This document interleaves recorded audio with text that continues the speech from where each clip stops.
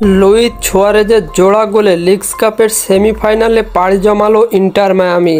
হ্যাঁ দর্শক, বিস্তারিত জানুন পুরো ভিডিওতে।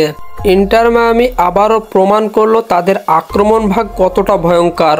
আজ সকালে লিগস কাপের কোয়ার্টার ফাইনালে টাইগ্রেস ইউএএনএল এর বিপক্ষে মাঠে নেমেছিল ডিপল সুয়ারেজরা। শুরু থেকেই আক্রমণাত্মক ভঙ্গিতে খেলতে থাকে ডেভিড বেকহামের মালিকাধীন ক্লাবটি। প্রথমার্ধেই গোল পায় ইন্টার মায়ামি। অভিজ্ঞ উরুগুয়ান স্ট্রাইকার লুইস সুয়ারেজের দুর্দান্ত ছিলেন ফর্মে। খেলার 23 মিনিটের মাথায় প্রথম গোলের দেখা পান তিনি। ডিপলের সাথে দারুণ এক 1-2-1 খেলে বল জালে জড়ান সুয়ারেজ। গোল হজম করার পর ম্যাচে ফিরতে মরিয়া হয়ে উঠে পড়ে টাইগ্রেস ইউএএনএল। তবে মায়ামির ডিফেন্স ছিল অনেকটা অটল দেওয়ালের মতো। প্রথমার্ধে শেষ হয় 1-0 গোলের ব্যবধানে।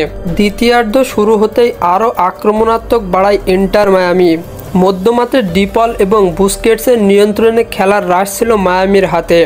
হঠাৎ 67 মিনিটের মাথায় টাইগ্রেস গোল করে সমতায় ফেরে দুই দল।